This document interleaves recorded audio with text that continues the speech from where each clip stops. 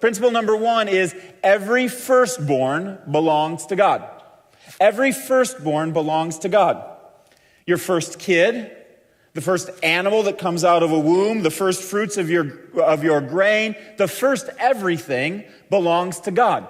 And what God's doing by asking for the first and not the second or the third or the fourth is he's establishing something about himself, or he's reminding the Israelites something about himself. This principle of the first comes from the character of God, not just a random principle that's thrown out there. It goes back to who God is in his character.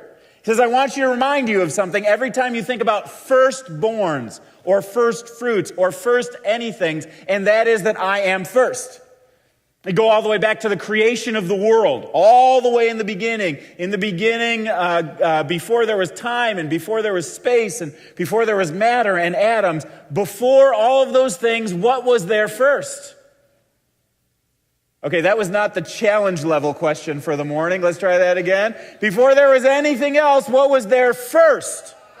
God, all right. You see, God was there first, and if there was any competition on planet Earth, God would come in first. For example, if there was a sprint that God had against Usain Bolt of Jamaica, who would come in first?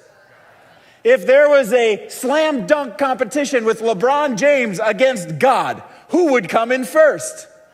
If there was a let's figure out theoretical physics competition between Albert Einstein and God, who would come in first?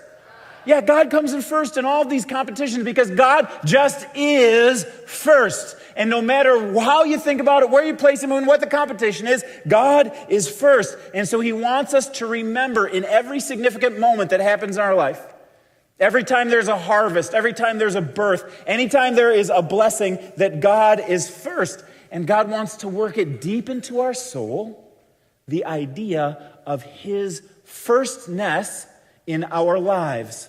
So the firstborn is always set aside for God.